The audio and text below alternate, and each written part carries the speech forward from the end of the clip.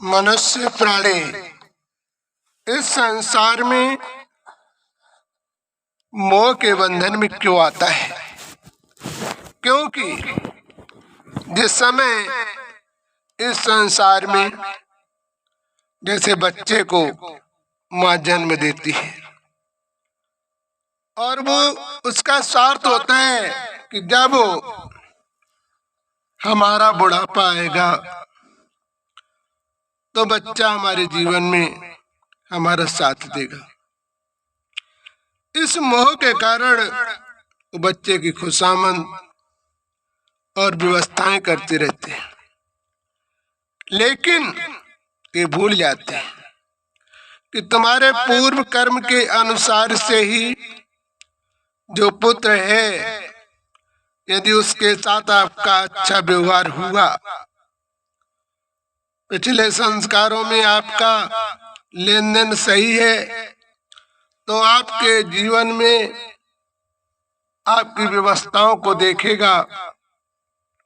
यदि बच्चे के तुम कर्जदार हो तो बच्चा आपके बुढ़ापे में काम नहीं आएगा। तो विचार करो, संसार में स्वार्थ बस मोह करके मनुष्य अधिक लगाव में लिप्त हो जाता है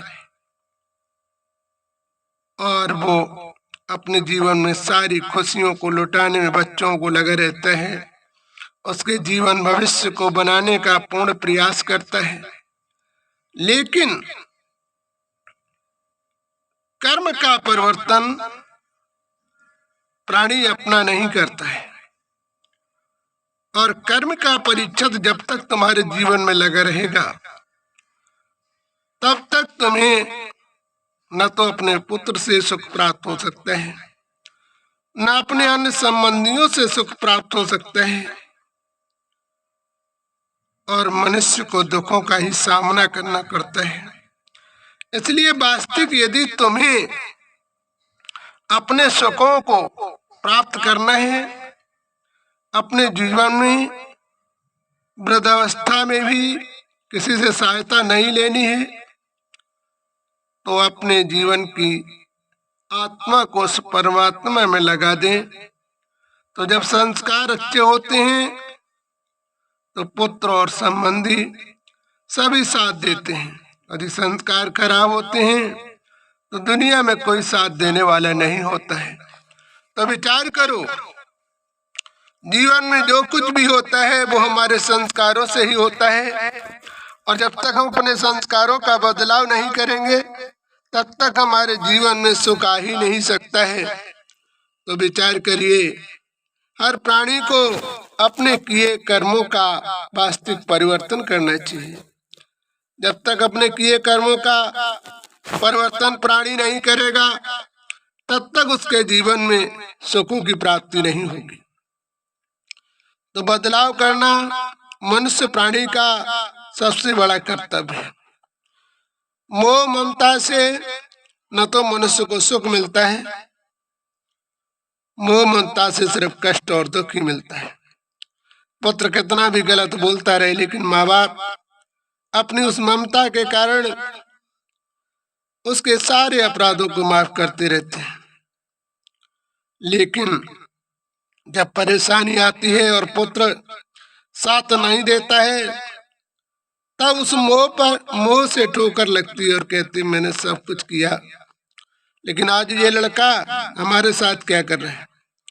तो वास्तविक जो है, जब तक तुम अपने कर्मों का परिवर्तन नहीं करोगे तो दुनिया में कोई साथ नहीं देगा। जैसे कि विचार करने की बात है, हम भोजन न करें तो पेट नहीं भरेगा। तो इस संसार के समस्त खर्चों को निभाते हुए भी तुम्हें अपने जीवन में अपनी आत्म स्थिति को, अपने संस्कारों को परिवर्तन करना आपके जीवन के लिए बहुत महत्वपूर्ण है। इसका जब तक परिवर्तन नहीं करोगे, दुखों से निवारण नहीं होगा। जीवन में मोह भी मनुष्य का स्वार्थ से होता है, आर्थिक व्यवस्थाओं से होता है। जब तक वो अपनी व्यवस्थाओं का परिवर्तन नहीं करेगा, तब तक उसके जीवन का उद्धार नहीं होगा। और परमात्मा को भी लोग क्यों याद करते हैं? अपने सुखों के लिए, दुखों के लिए नहीं। लेकिन कारण क्या होता है? जितना अपने संबंधियों से प्यार होता है भगवान से उतना भी नहीं होता है, इसीलिए भगवान उनकी नहीं सुनता है। परमात्मा भी कहता है कि तुम मोह के, बच्चों के मोह में, अपने संबंधियों के मोह में, इस संसारिक रिश्तों में अपने मन को लगाए हो, तो भगवान भी तुम्हारे प्रति उसकी दृष्टि नहीं रहती है, इसीलिए वो दुखों का सामना करता है। जैसे कहावत भी है कि जो अपनों को ठुकराता है वो संसार की ठोकरें खाता है। आज मनुष्य, वास्तविक परमात्मा जो तुम्हारा पिता है, जिसने तुम्हें इस पृथ्वी पर भेजा है, उसे तुमने छोड़ दिया और आज इस संसार को अपना लिया। यही तुम्हारे जीवन में दुखों का कारण है। तो वास्तविक हमें अपने जीवन के दुखों से बचना है, तो अपने संस्कारों को बदलें, मोह की जंजीरों से उबरकर उस परमात्मा की शरण में जाएं, क्योंकि संसार में मनुष्य अकेले आता है और अकेले ही जाता है।